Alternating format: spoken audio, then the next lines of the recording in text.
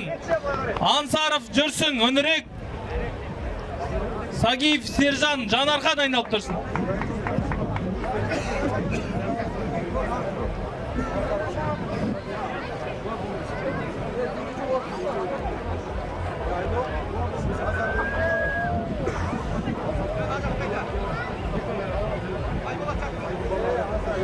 Мұстафа Ансар, Сакен Сейфуллин кенті бар ма?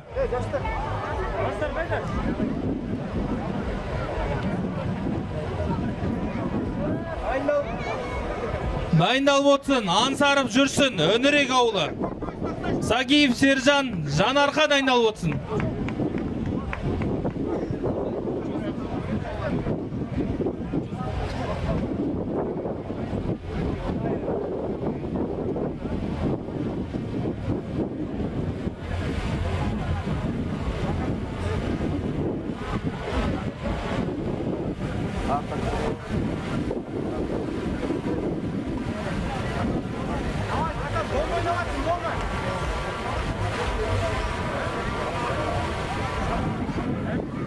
Қызыл белікті балуан Хуанган Бауыржан, Теміртау қаласы. Көк белікті балуан Мұстафа Ансар, Сакен Сейфуллин кентінің балуаны. Осы белдесуден кейін дайындалып тұрсын, Ансаров жүрсін, Өнірек ауылы. Сагиев Сержан Жанарқа дайындалып тұрсын.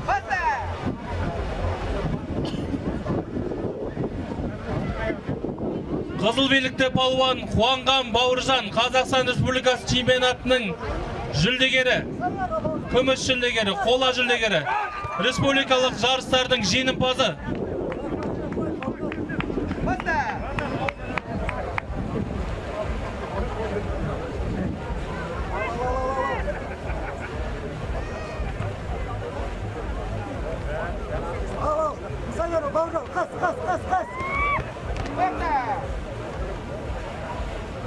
Әдіс нәтижесіз.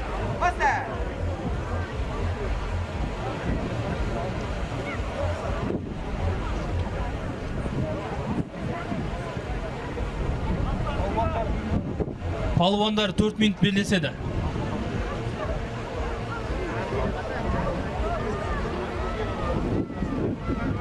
Осы белдесуден кейін дайындалып тұрсын, Ансаров жүрсін, Өнірек.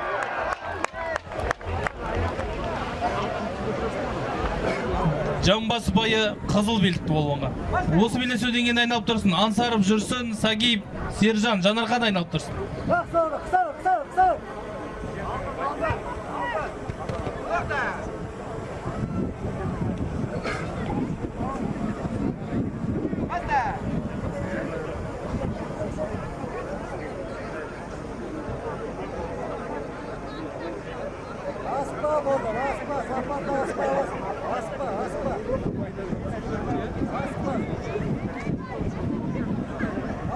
Балуандар 2 минут белдесуде. Жамбас байы мен қызыл белдікті балуан алды.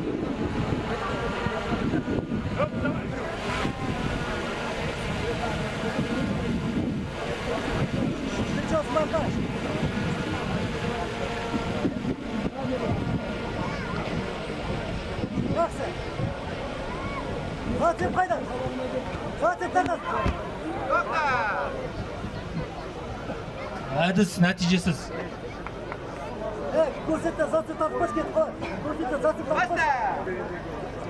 Осы белдесуден кейін дайындалып тұрсын, Ансаров жүрсін, Өнірек ауылы.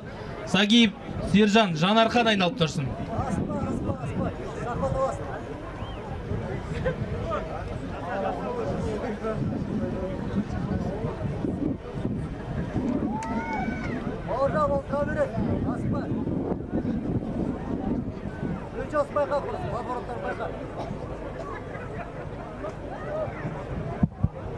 Мақта керек пе?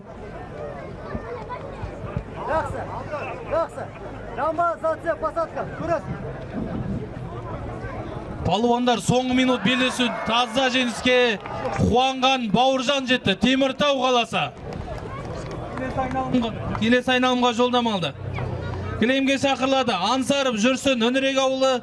Сагиев Сержан Жанарқа дайындалып тұрсын.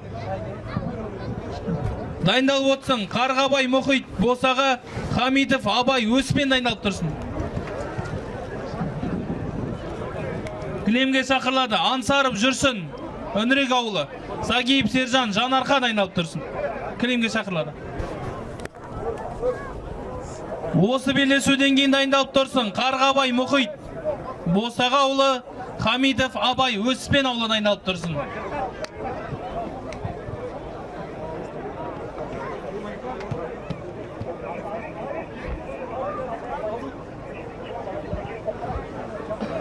Қызыл белікті палуан Ансаров жүрсін. Өнірек ауылы. Сагиев Сержан Жанарқа ауылы. Көк белікті палуан.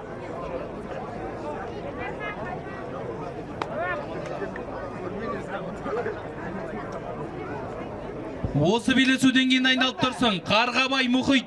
Босаға ауылы. Хамидов Абай Өспен ауылы дайындалып тұрсын.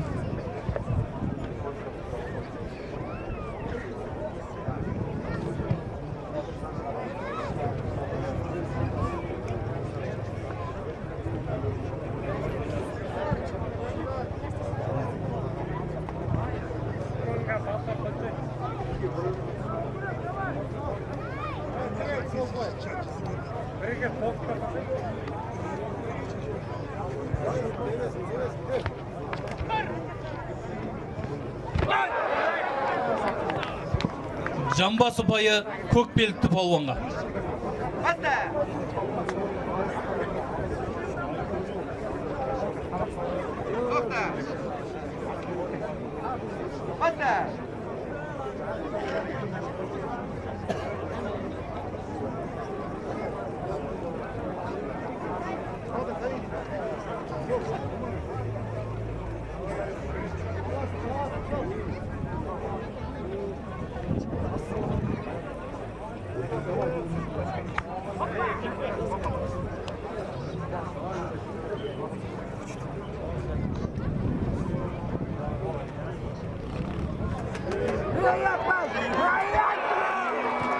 Таза жеңіске Сагиев Сержан жетіп, келесі айналымға жолдама алды. Жанарқа ауылы, Жанарқа ауданы. Кілемге шақырылады. Қарғабай Мұхит, Босаға ауылы, Хамидов Абай Өспен ауылы.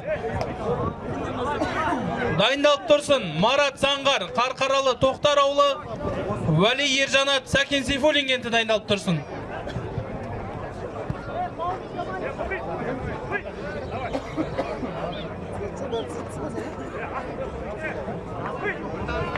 Қызыл белікті палуан Қарғабай Мұхит, Босаға ауылы. Көк белікті палуан Хамидов Абай Өспен ауылы.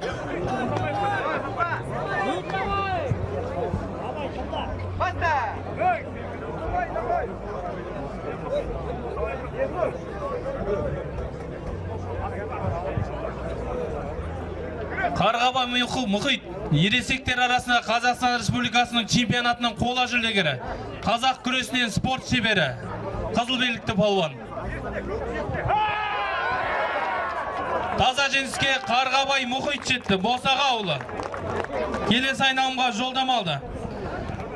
Кілемге шақырылады. Марат Заңғар, Қарқаралы Тоқтар ауылы, Вали Ержанат Сәкен Сейфуллин кенті.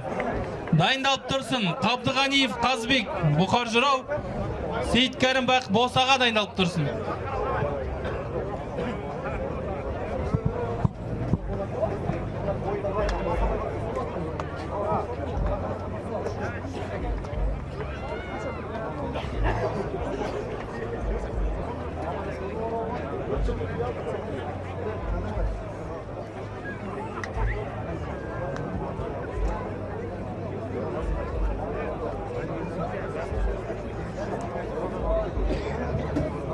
Қызыл белікті палуан Марат Заңғар, Тоқтар ауылы. Көк белікті палуан Вали Ержанат Сәкен Сейфуллин кенті.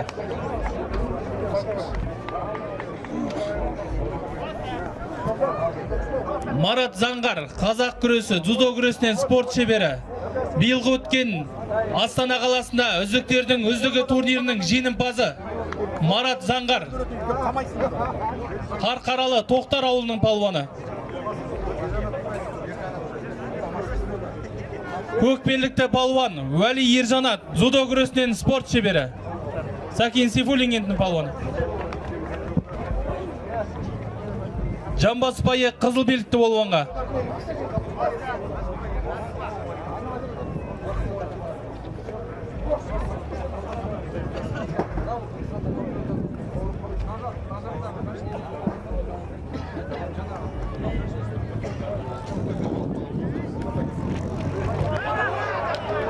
Жартылай жеңіс көк белікті болуанға.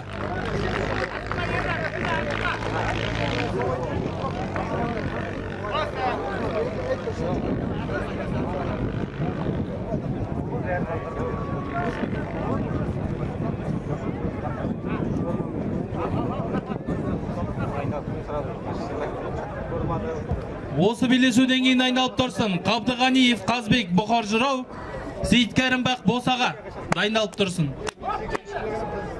Қазбек. Қайдасың ғой? Сәттілік, давай. Құтыл. Құрметті спортшылар, егерде өтірік күрескен жағдайда екі спортшы да жарыстан шектетіледі. Мына жерде отырған төрешілердің арасында үлкен ақсақалдарымыз отыр. Бәрі күрес түсінетін адамдар. Егерде өтірік кино ойнап бір-біріңмен беретін жағдайда ренжімеңіздер. Халық күрес тамашаласын, жақсылап өнер көрсетіңіздер.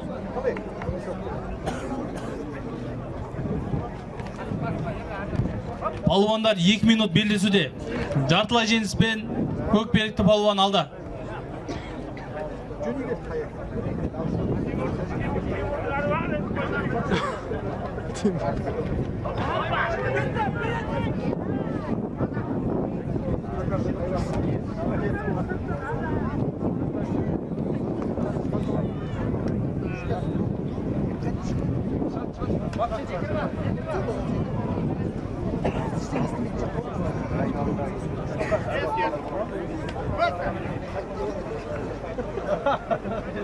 Көк белікті палуанға ескерту столбар күрескен үшін.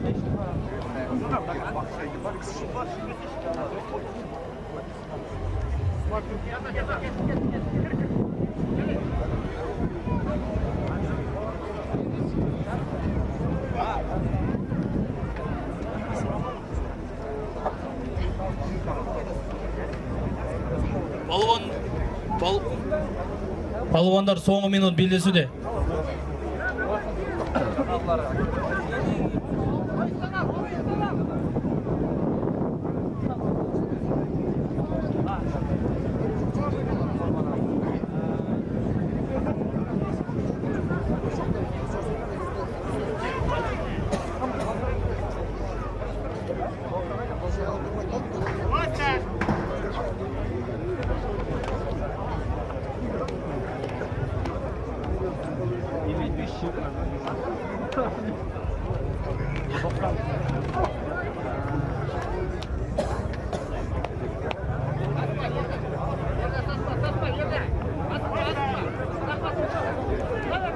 Соңғы 10 секунд белдесуде. Жамбаспай мен көк белікті палуан алды.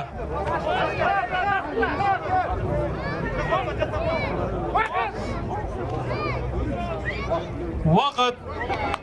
Сәл ғана басымдылықпен жеңіске Уәли Ержанат жетті. Сәкен Сейфуллин кенті келесі айналымға жолдама алды. Кілемге шақырылады Қабдығаниев Қазбек Бұқар Жырау, Сейіт Кәрімбақ Босаға.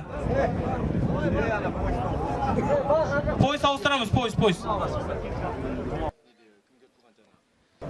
Қызыл белікті палуан Қабдығаниев Қазбек Бұқар Жырау кенті. Көк белікті палуан Сейіт Кәрімбақ Босаға ұлы.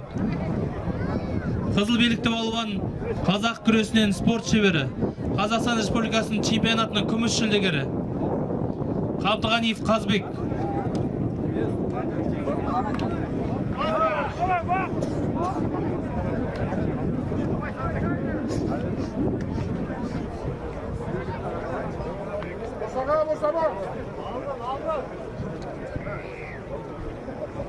Осы белдесуден кейін дайындалып тұрсын. Жұмабек Миржан Үйсенбаев Оралбай дайындалып тұрсын.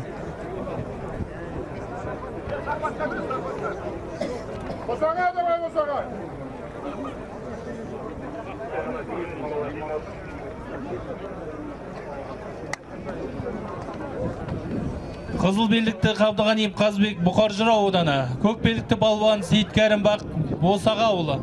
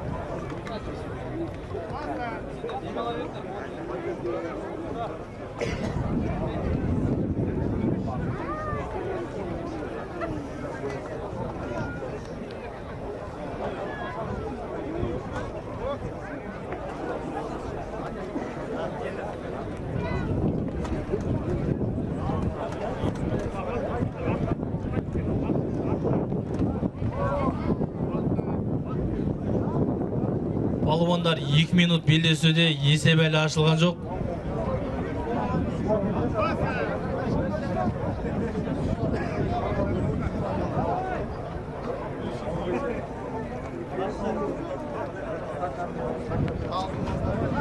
Осы белдесуден кейін дайындалып тұрсын. Жұмабек Мейіржан, Үйсенбаев, Оралбай дайындалып тұрсын.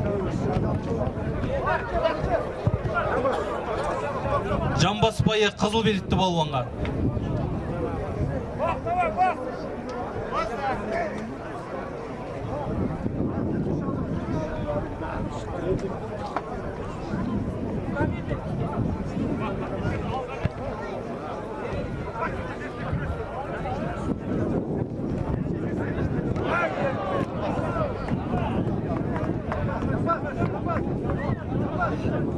Жамбасбайы қызыл белдікті балуанға.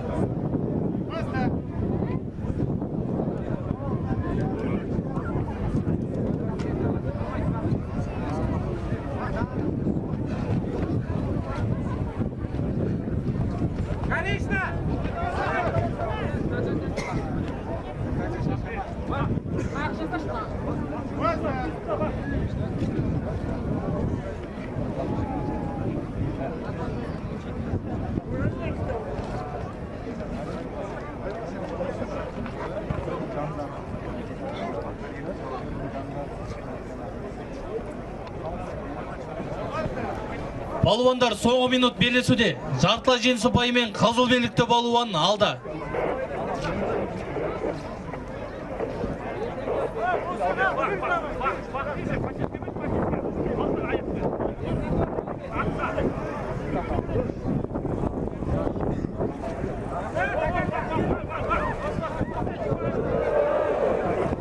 Таза жеңіске Қабдығаниев Қазбек жетті. Келесі айналымға жолдамады Бұқар Жырау ауданы. Кілемге шақырылады Жұмабек Мейіржан, Үйсенбаев, Оралбай.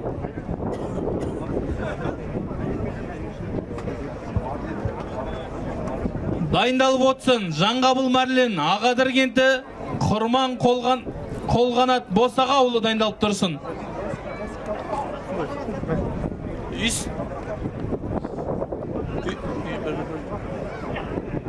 Үйсенбаев, Оралбай бар ма? Үйсенбаев, Оралбай, Теміртау. Үйсенбаев, Оралбай бар ма? Палуанды 1 минут тосамыз. Шықпаған жағдайда жеңіс қызыл белдікті палуанға беріледі.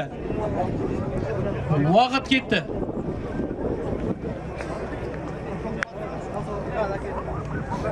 Осы белдесуден кейін дайындалып тұрсын Жаңғабыл Мәрлен, Ағадыр кенті, Құрман Қолғанат Босаға дайындалып тұрсын.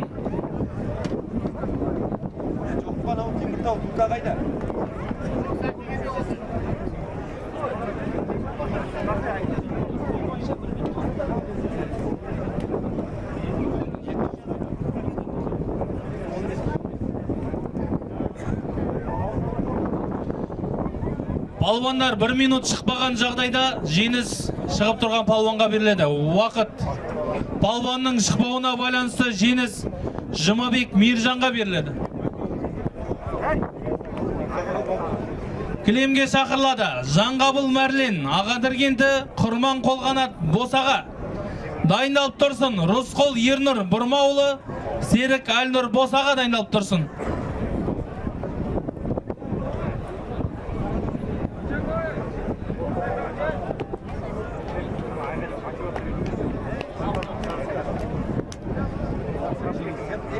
Қызыл белдікті балуан Жаңғабыл Мәрлен, көк белдікті балуан Құрман Қолғанат.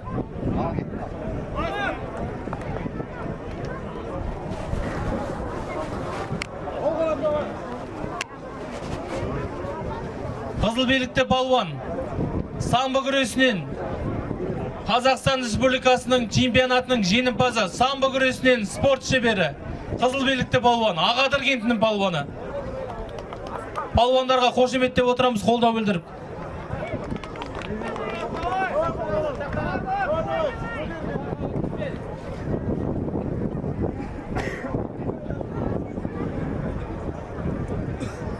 Осы белдесуден кейін дайындалып тұрсын. Рысқұл Ернұр Бұрмаұлы, Серік Әлнұр Босаға дайындалып тұрсын.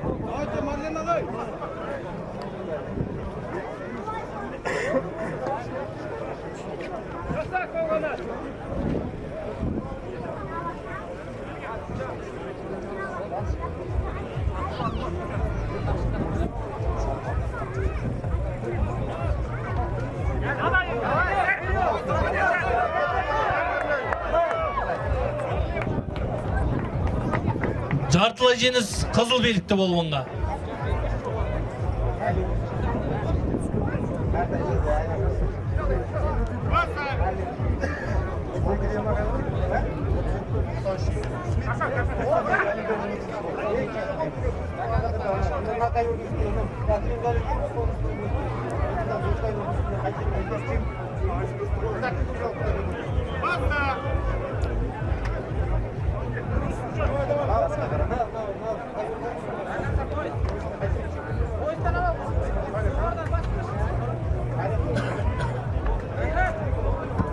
Балуандар 2 минут белдесуде.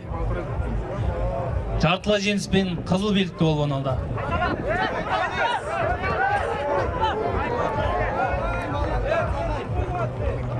Таза жеңіс. Таза жеңіске Жаңғабыл Мәрлен жетіп, келесі айналымға жолдама алды. Кілемге шақырылады. Рысқұл Ернұр Бұрмаұлы, Серік Әлнұр Босаға. Дайындалып тұрсын. Қуанған Бауыржан Теміртау қаласы, Сагиев Сержан Жанарқа дайындалып тұрсын.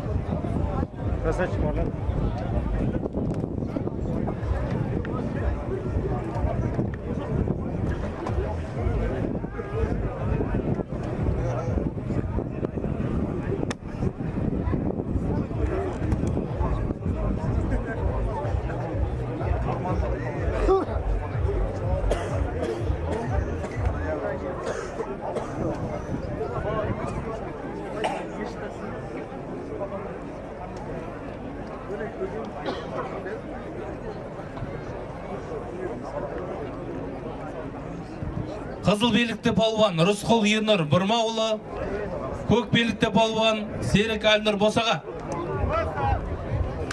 Осы белдесуден кейін дайындалып тұрсын. Қуанған Бауыржан Теміртау қаласы, Сагиев Сержан Жанарқа.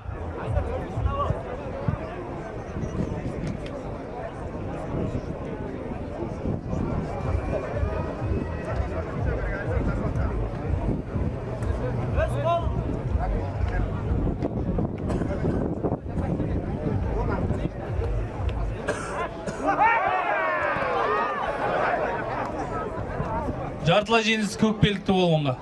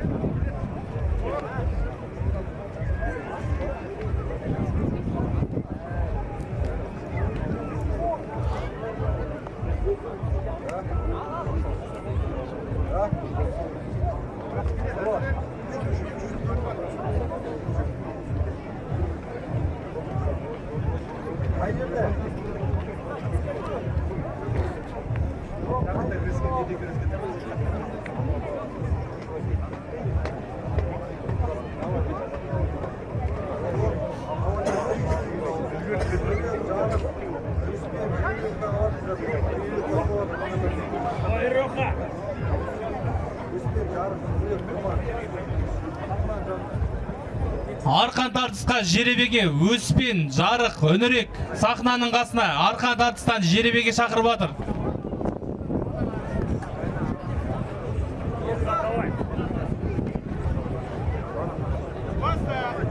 Палуандар 2 минут белдесуде. Жартылай жеңіс ұпайымен көк белдікті палуан алды.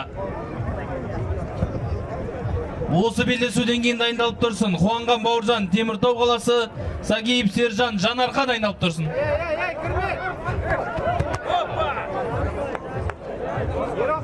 Әдіс нәтижесіз.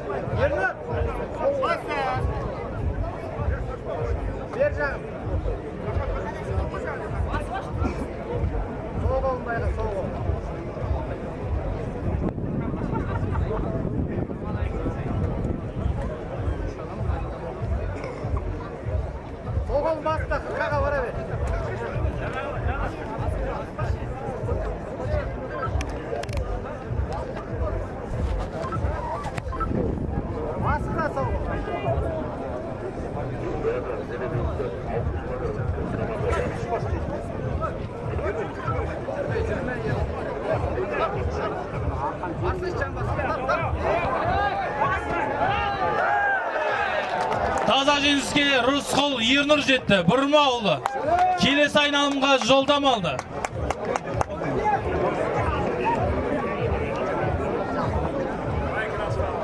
Кілемге шақырылады. Қуанған Бауыржан, Теміртау қаласы, Сагиев Сержан, Жанарқа шақырылады.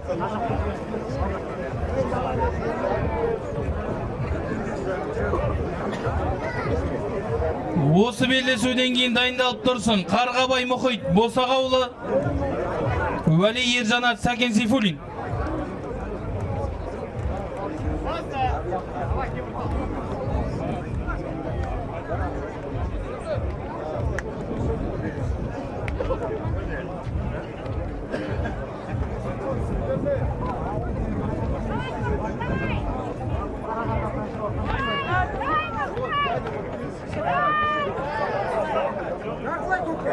Таза жеңіске Қуанған Бауыржан жетті.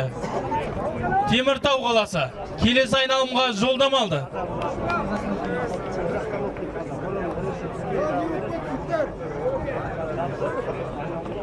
Кілемге шақырылады Қарғабай Мұхит, Босағауылы, Уәли Ержанат, Сәкен Сейфуллин кенті. Дайындалып тұрсын Қабдығаниев Қазбек, Бұқар Жырау ауданы, Жұмабек Мейіржан, Алматы облысы.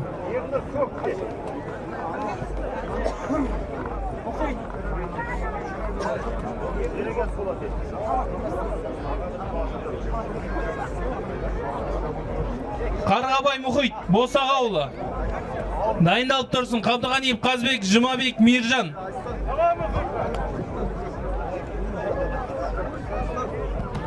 Қызыл белдікті палуан Қарғабай Мұхит, Босағауылы, көк белдікті палуан Уәли Ержанат, Сәкен Сейфуллин кенті.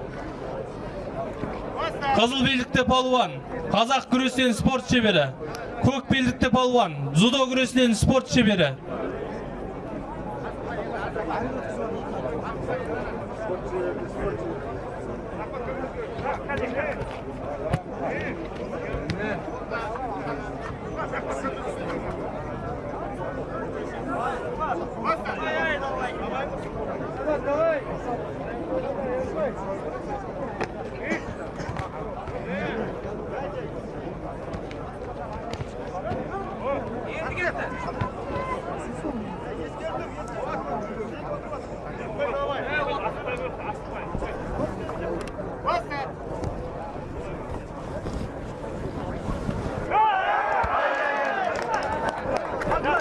Жартылай жеңіс қызыл белдікті палуанға.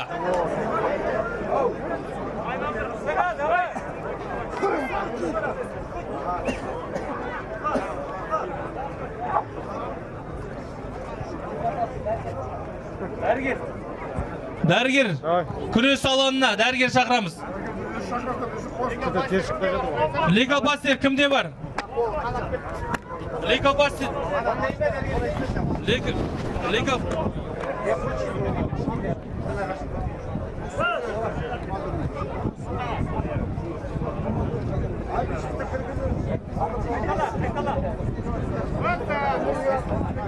Осы белдесуден кейін айналып тұрсын. Қабдығаниев Қазбек, Жұмабек, Мейіржан.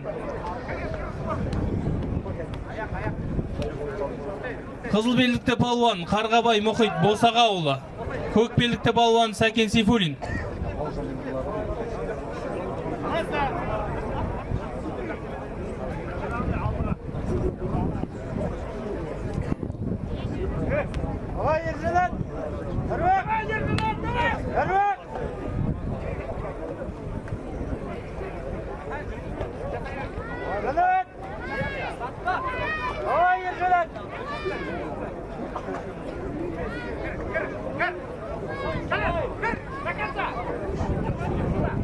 Палуандар 2 минут белдесуде. Жартылай жеңіс ұпайымен қызыл белдікті палуан алда.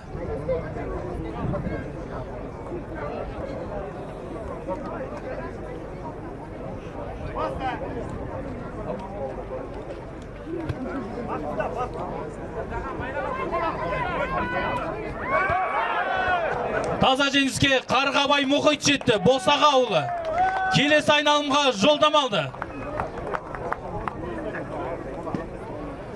Кілемге шақырылады.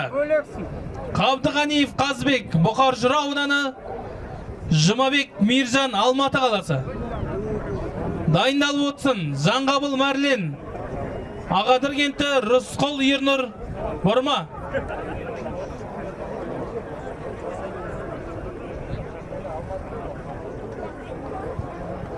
Жұмабек Мейіржан бар ма?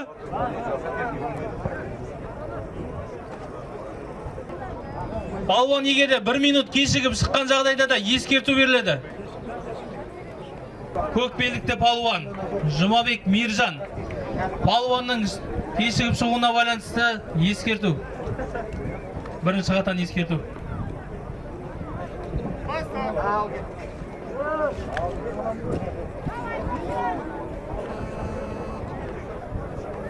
Қызыл белдікті палуан Қабдығаниев Қазбек, қазақ күресінен спорт шебері, Қазақстан Республикасының чемпионатының күміс жүлдегері. Қазақ күресінен республикалық турнирлардың жеңімпазы.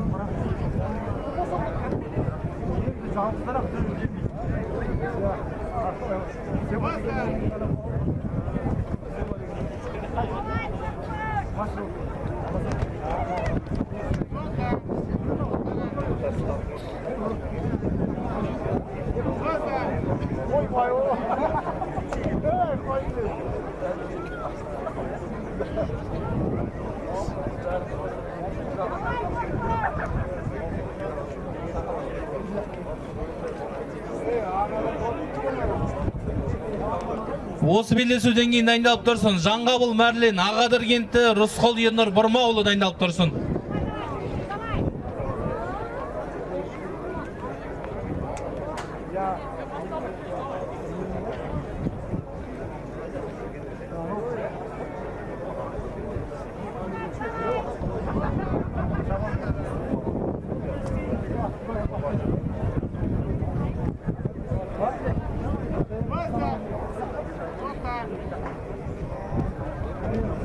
Қызыл белдікті палуанға бірінші қатан ескерту.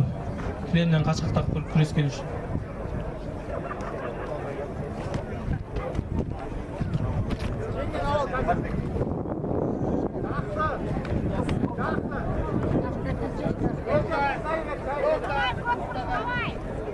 Палуандар 2 минут белдесуде, есеп әлі ашылған жоқ. Екі палуанда да бір-бір ескертуден.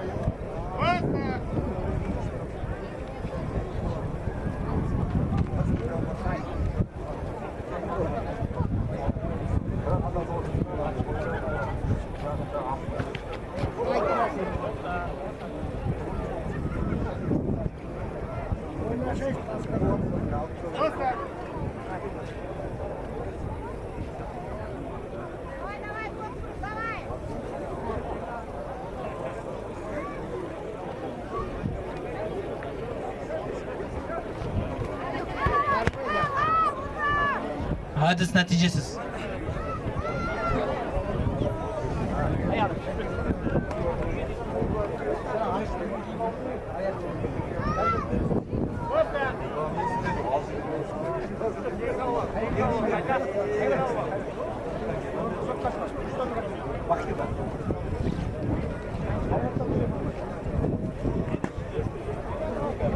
Балуандар соңғы минут белдесуде, есеп әлі ашылған жоқ.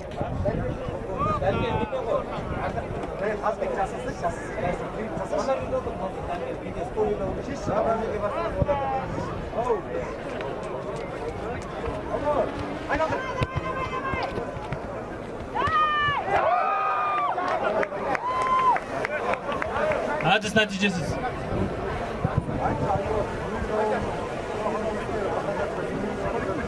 Өнерек ауылының қыз келіншектері арқан тартысқа жеребеге шақырып жатыр.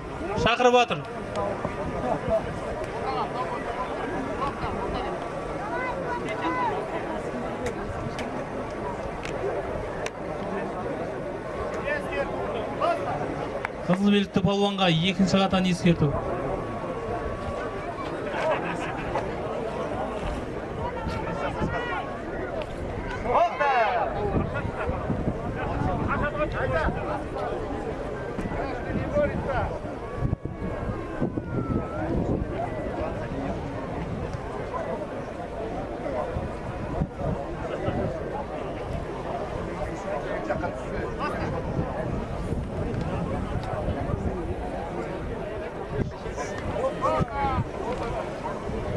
Уақыт.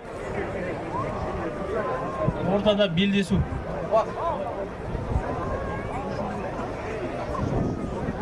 Екі палуан белдеседі. Қай палуанның қолы шығып кеткен жағдайда, или кругтан шығып кеткен жағдайда сол палуан жеңіске жетеді.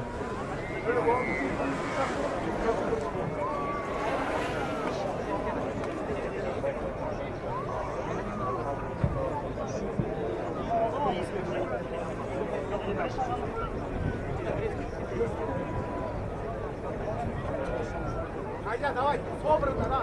Давай. Снова, давай. Давай. Ал кет туат. Патрик, давай, решай.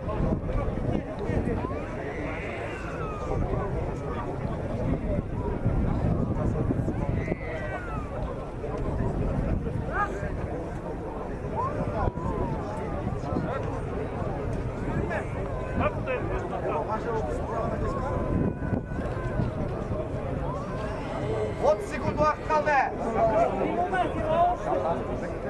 Қасақөк.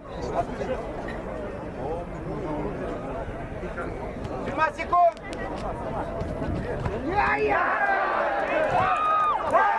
Жеңіске қызыл белікті балуан жетті. Қабдығаниев Қазбек. Бұқар Жырау ауданы. Көк белікті балуанның бірінші бас түйіне байланысты жеңіс қызыл белікті балуанға берілді. Төлемге шақырылады. Жаңғабыл Мәрлен, Ағадыр кенті, Рысқұл Ернұр Бұрма.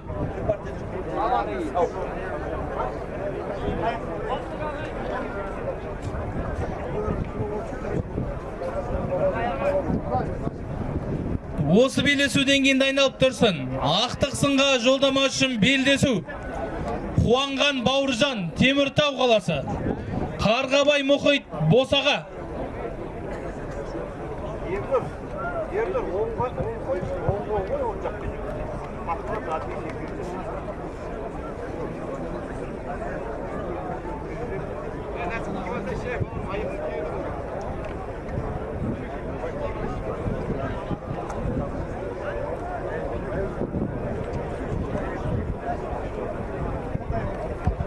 Қызыл белдікті балуан Жаңғабыл Мәрлен, Ағадыр кенті. Көк белдікті балуан Рысқұл Ернұр Бұрма ауылы.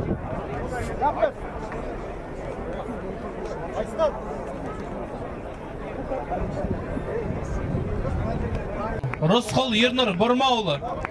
Осы белдесуден кейін дайындалып тұрсын. Ақтық сынға жолдама үшін белдесу. Қуанған Бауыржан, Теміртау қаласы. Қарғабай Мұхит, Босаға дайындалып тұрсын.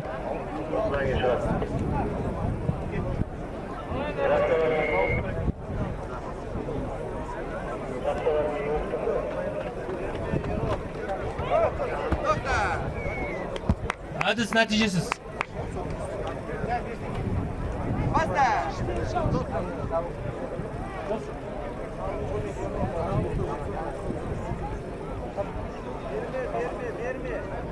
Көтере басты.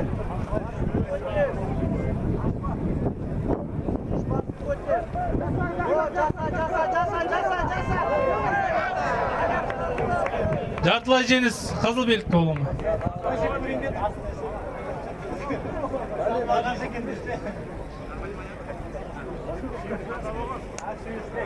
Баста.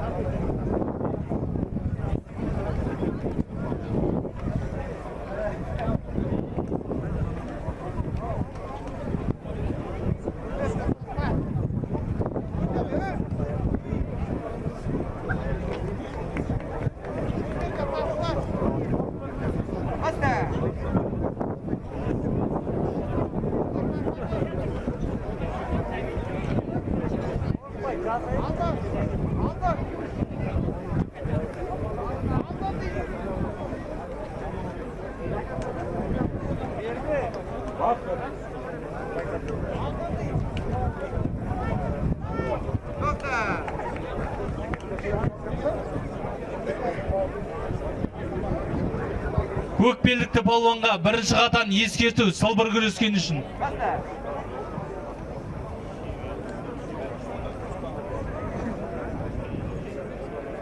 Балуандар 2 минут белдесуде жартылай жеңіс ұпайымен қызыл белдікті балуан алды.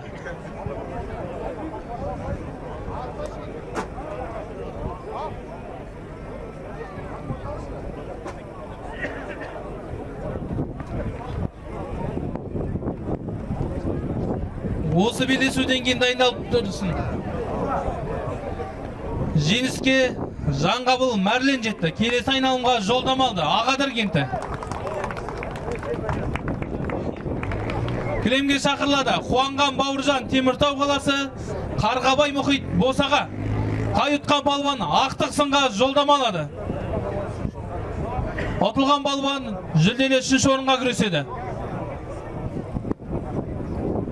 Осы белдесуден кейін дайындалып тұрсын. Қабдығаниев Қазбек Бұқар-Жырау ауданы, Жанғабыл Мәрлен Ағадыр кенті дайындалып тұрсын. Қызыл белдікті балуан Қуанған Бауыржан Теміртау қаласы, көк белдікті балуан Қарғабай Мұхит Босаға.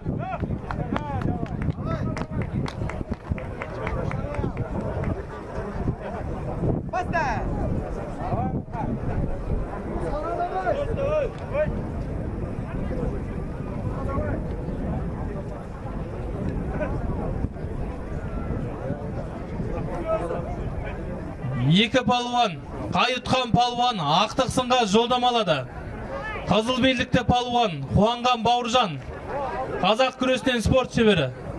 Қазақ күресінен Қазақстан Республикасы чемпионаттарының жүлдегері. Көк белдікті палуан Қарғабай Мұхит, қазақ күресінен спорт шебері. Қазақ күресінен Қазақстан Республикасының чемпионатының жүлдегерлері. Екі палуанда да. Екі палуан Қарағанды қаласында бір залда дайындалады.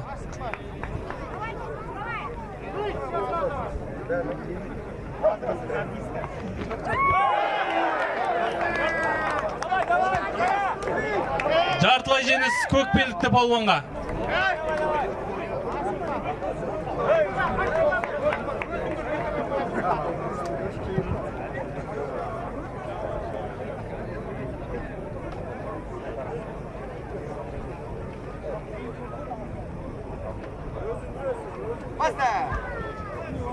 Осы белдесуден кейін дайындалып тұрсын. Қабдығаниев Қазбек Бұқар-Жырау ауданы, Жанғабыл Мәрлен Ағадыр дайындалып тұрсын. Бүгінгі 82 килограмм салмақ дәрежесінде жүлделі 1 миллион теңге тігіп атқан Жарық кентінің темір жолшылары. Темір жолшылардың мерекелеріңіз құтты болсын. Дәрігер бар ма? Дәрігер.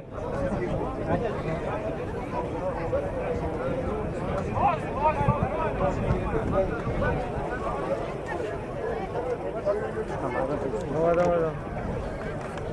Құтты болсын. Құтты болсын дейсің ба?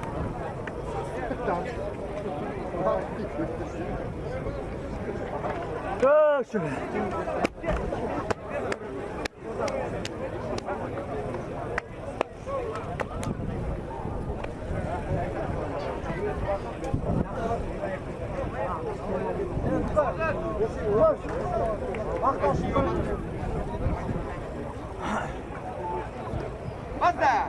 Палуандар 2 минут белдесуде. Жартылай жеңіс ұпайымен көк белдікті палуан алды. Тай ұтқан палуан ақтық сынға жолдама алады.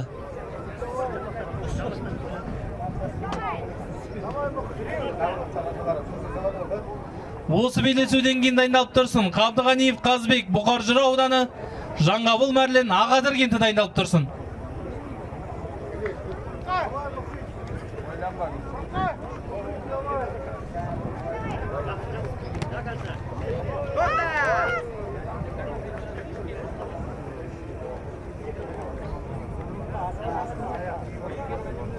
Баста! Тоқта! Баста!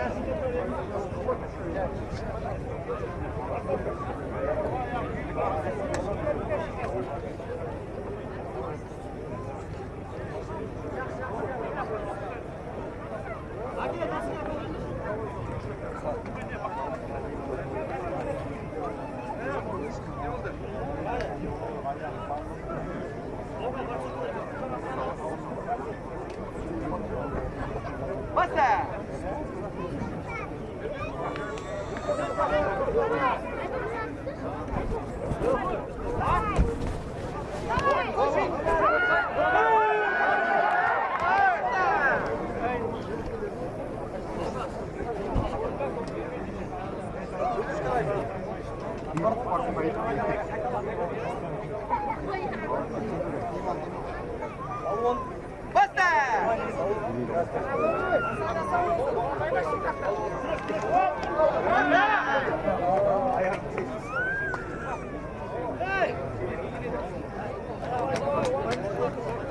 Палуандар соңғы минут кездесуде.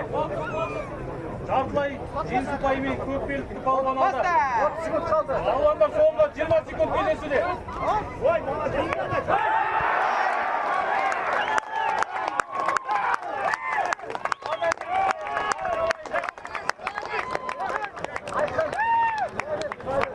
Жеңіске Қарғабай мұхит жетіп, ақтық сынға жолдама алды. Босаға алды.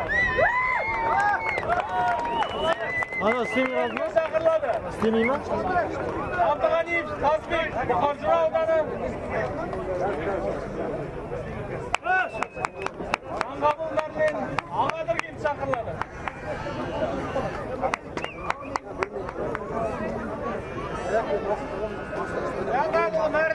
Жаңғабыл Мәрлен, Ағадыр кенті. Да, кім Ақтық сынға жолдама үшін белдесуге шақырылады.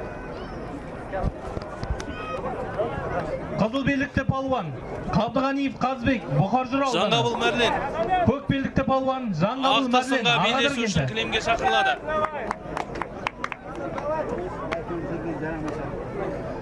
Қызыл белдікті палуан Баста! Қазақ күресінен спорт шебері, Қазақ күресінен Қазақстан Республика чемпионатының күміс жүлдегері, Қазақ күресінен республикалық турнирлардың жеңімпазы, көк белдікті палуан Жаңғабыл Мәрлен, самбо күресінен Қазақстан Республикасының чемпионатының чемпионы, самбо күресінен Қызыл спорт белдікті шебері. палуан Қабдығаниев Қазбек, Бұқар Жырау ауданы. Көк белдікті палуан Жаңғабыл Мәрлен, Ағадыр кенті. Қайытқан палуан ақтық сынға жолдама алады. Баста! Қызыл белдікті палуан Қазақ күресінен спорт шебері, Қазақ күресінен Қазақстан Республика чемпионатының күміс жүлдегері, Қазақ күресінен республикалық турнирлардың жеңімпазы, көк белдікті палуан Жаңғабыл Мәрлен, самбо күресінен Қазақстан Республикасының чемпионатының чемпионы, самбо күресінен спорт шебері. Баста!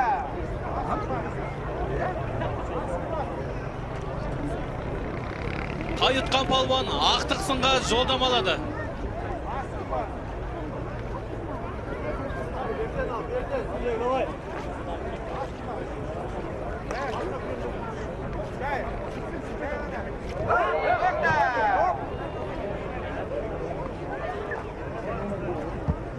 Қызыл белдікті балуанға бірінші қатан ескерту стол бір күрескен үшін.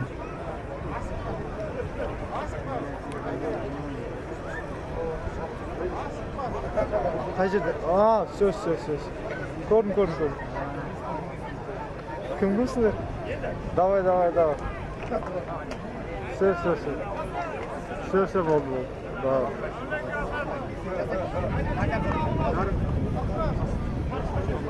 Балуандар соңғы 2 минут белдесуде. Есеп әлі ашылған жоқ. Қызыл белдікті балуанға бірінші қатан ескерту стол бір күрескен үшін.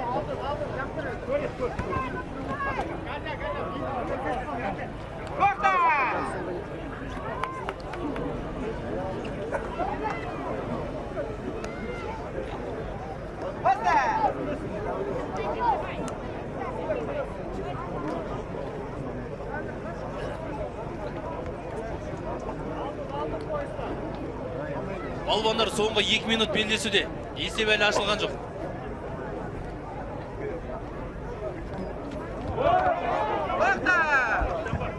Жамбас байы көк белдікті балуанға.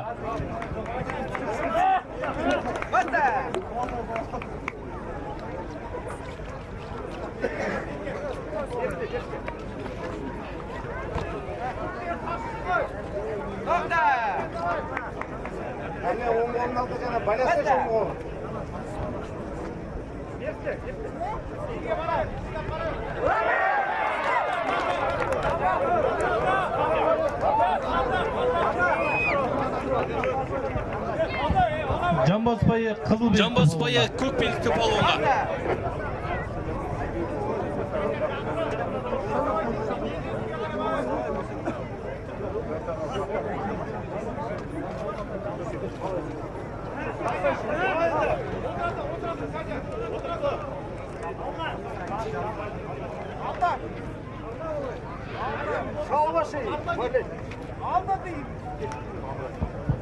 Балуандар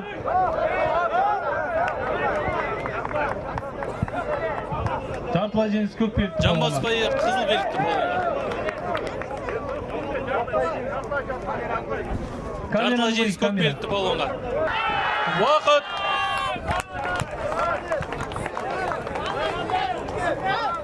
Жеңіс бір жеңіске Жаңғабыл Мәрлен жетіп, ақтық сынға жолдама алды. Ағадыр кенті 5 минуттан кейін жүлделі 3-ші орын үшін белдесуге дайындалып тұрсын палуандар. Қуанған Бауыржан Теміртау, Қабдығаниев Қазбек Бұқар Жырау ауданынан дайындалып тұрсын.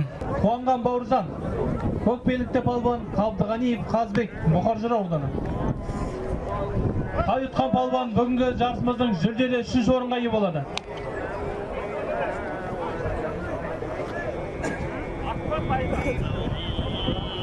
Үшінші орын тай.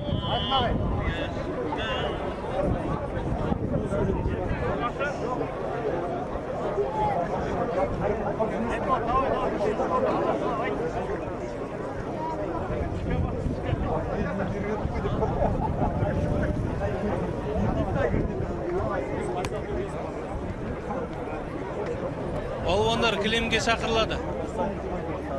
Қуанған Бауыржан Теміртау қаласы, Қабдығаниев Қазбек Бұқар Жырау ауданы.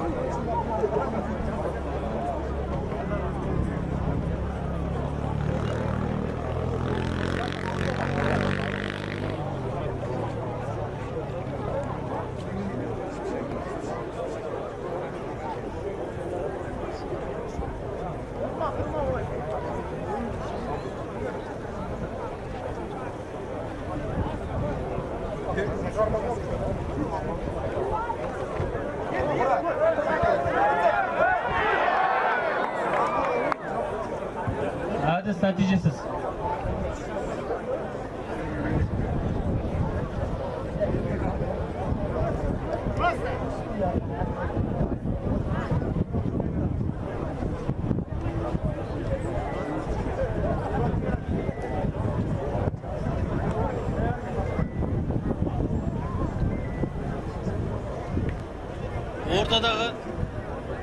ортадағы төреші Қуанған Берділік.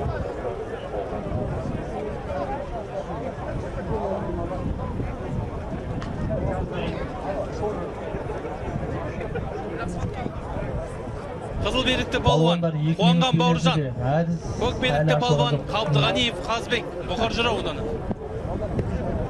Қай ұтқан палуан бүгінгі жарысымыздың жүлделі 3 орынға ие болады.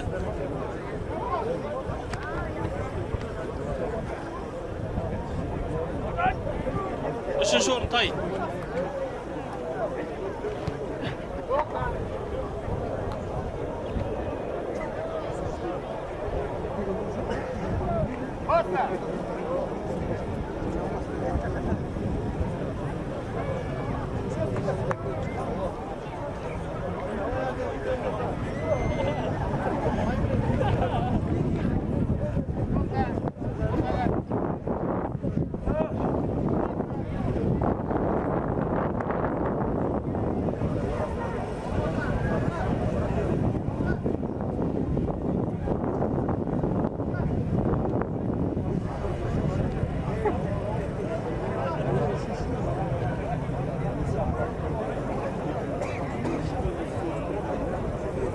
Палуандар соңғы минут белдесуде. Екі палуан тиін әлі ұпай ашылған жоқ.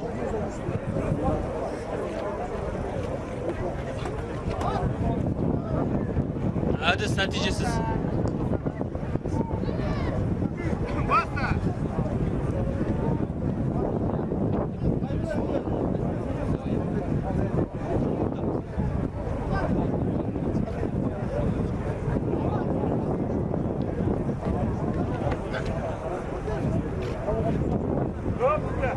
Палуандар 20 секунд белдесуде. Жартылай жеңіс көк белдікті палуанға. Соңғы 10 секунд қалды.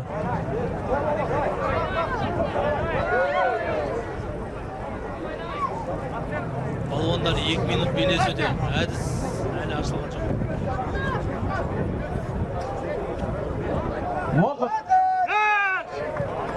Сәл ғана басымдықпен жеңіске Қабдығаниев Қазбек жетіп, бүгінгі Сәкен Сейфуллин кентінің 130 жылдығы, Жарық кентінің 90 жылдық мерейтойының 82 кг салмақ дәрежесінде жүлделі 3 орынға ие болды.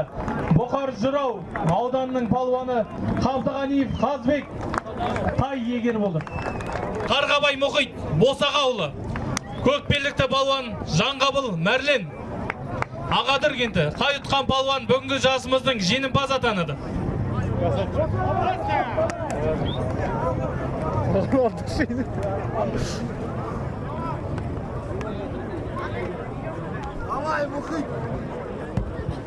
Қай ұтқан палуан бүгінгі 1 миллион теңгенің иесі атанады.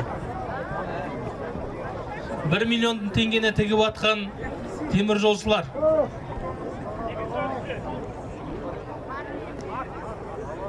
Темір жолшылардың мерекесімен құттықтаймыз. Екінші орын алған палуанға ат.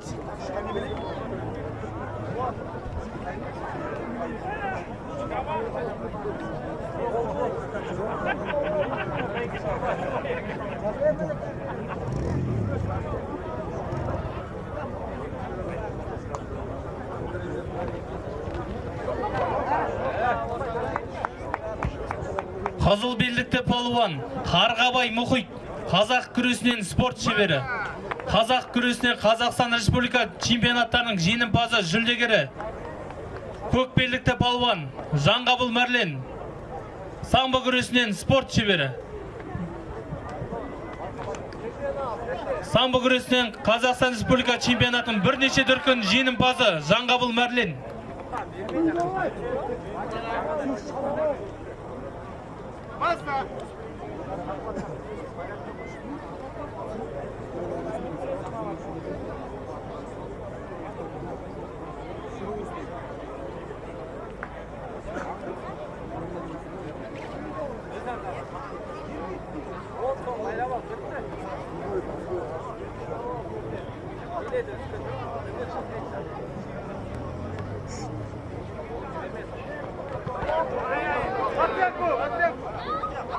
Әдіс нәтижесіз.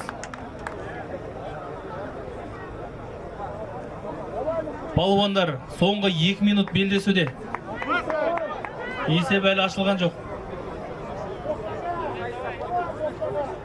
Қай жеңген балуан бүгінгі Сәкен Сейфуллин кентінің 130 жылдығы, Жарық кентінің 90 жылдық мерейтойының жеңімпазы атанады. Жүлде қоры 1 миллион теңге. Екінші орын ат.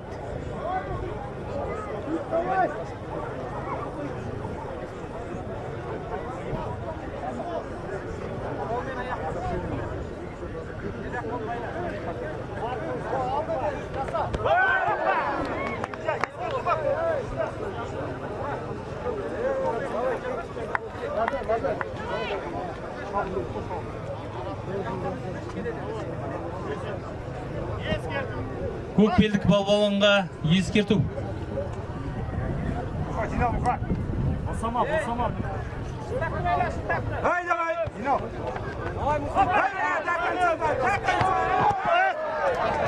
Жартылай жеңіс көк белдікті балуанға.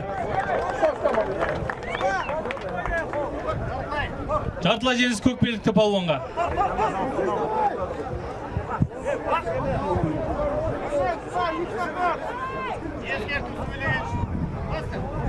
Ескерту сөйлеген үшін.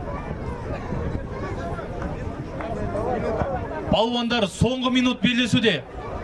Жартылай жеңіс ұпайымен көк белдікті балуан алды.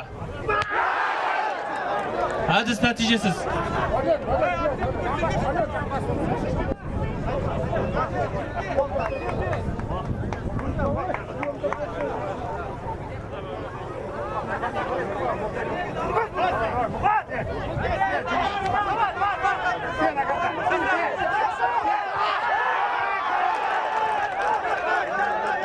Әдіс нәтижесіз бізден жасалған үшін.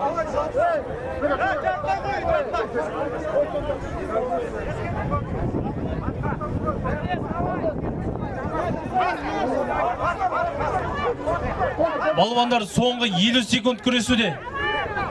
Қайытқан балуан бүгінгі жасымыздың жеңімпазы атанады. Жүлде қолы 1 миллион теңге.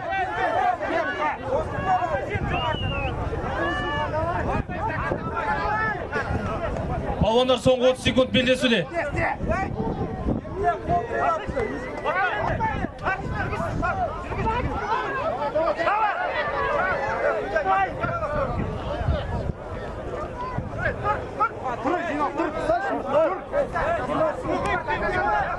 Балуандар соңғы 20 секунд белдесуде.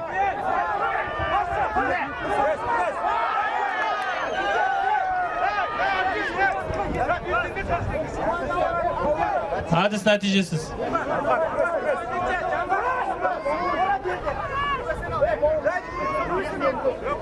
Көк белдікті балуанға екінші ескерту.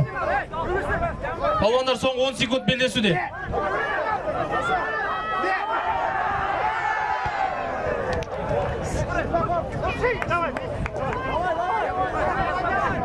Балуандар соңғы 3 секунд.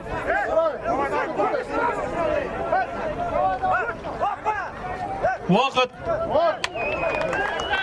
Бүгінгі Сәкен Сейфуллин кентінің 130 жылдығына, Жарық кентінің 90 жылдық мерейтойының қазақ күресінен 82 килограмм салмақ дәрежесінде жеңімпаз атанған Жанғабыл Мәрлен Ағадыр кенті. Жүлде қоры 1 миллион теңге. 1 миллион теңге. Теміржолшылар, мерейтойларыңыз құтты болсын. Ағадыр кенті жеңіс құтты болсын.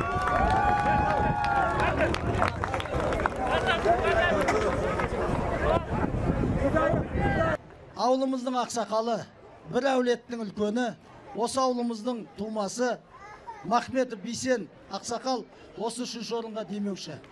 Сәкен Сейфуллиннің 130 жылдық аясында Жарық кентінің 90 жылдығына орай қазақ күресінен ересектер арасында өткен турнирінде 82 келі салмақ дәрежесінде 3-ші орын алған Қабдығаниев Қазбек марапатталады.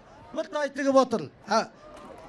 Бейсекең өзі марапаттасын. Мынау енді бауырым жауырының жері искемесін. Әрдайым алдыңнан бағың жанып тұрсын. Қай жерде барсаң да жүлделі бол. Аяғың тең жүрсін.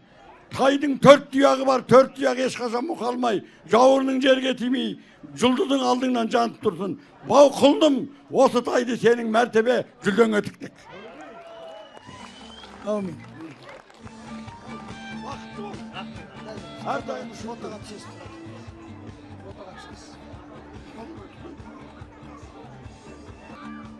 Сол сияқты осы ауылымыздың азаматы кешегі 9 майда демеуші болып жүретін азамат Жидебайұлы Ғазиз өмірден озып кетті. Ол кісі осса да алдындағы ағалары бар. Ғазекеңнің атын жықпай бір ат тігіп отыр екінші орынға. Жолшариновтар әулеті Сәкен Сейфуллиннің 130 жылдық аясында Жарық кентінің 90 жылдығына орай қазақ күресінен ересектер арасында өткен турнирінде 82 келі салмақ дәрежесінде екінші орын алған Қарғабай Мұхит Айтмағамбет ағамыз бар ма екен осы жерде? Жақында сосында марапатталады. Айтмағамбет ағамыз болса көтерілсе, мінекей қазақ айтады ғой, өлі разы болмай, тірі байымайды дейді. Міне алдында ағасы отырып, мінекей осындай жүлде тігіп жатыр. Сонау Астанадан келіп Босаға ауылы екінші орын алып отырған.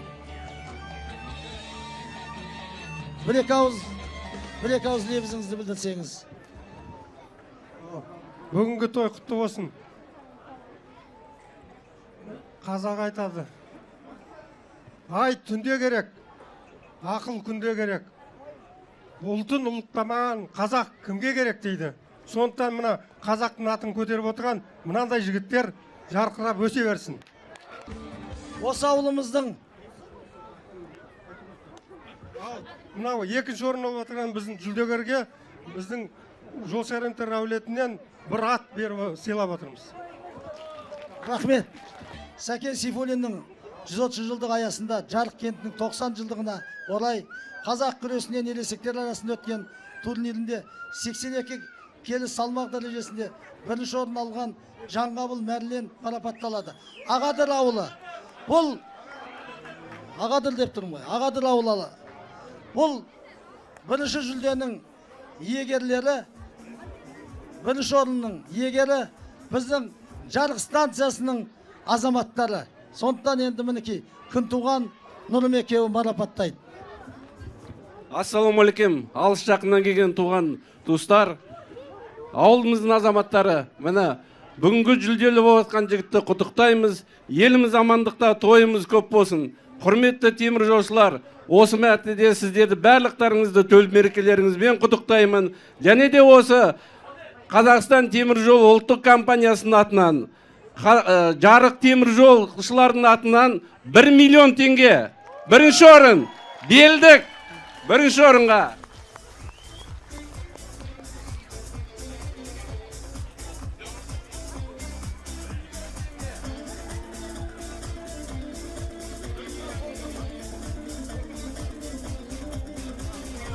Берген.